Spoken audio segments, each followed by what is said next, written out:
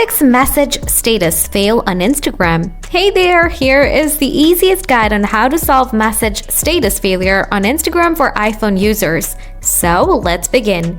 Before doing anything, make sure you have a stable internet connection. To check that, open any browser and search YouTube or any website and ensure that it's open or not and try our next solution. Solution 1. Check if Instagram is down. Open any browser, search downdetector.com and tap on the official link.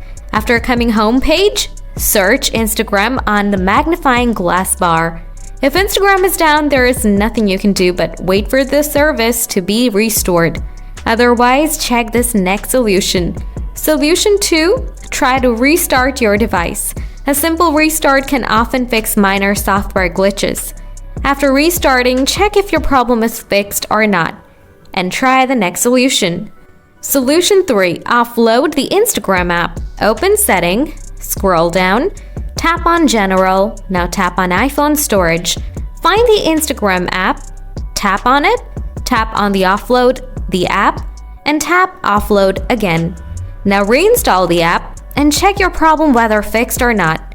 So this is how you can solve the message status fail problem on Instagram. If you like this video, hit the like button and don't forget to subscribe to our channel. Thanks for watching.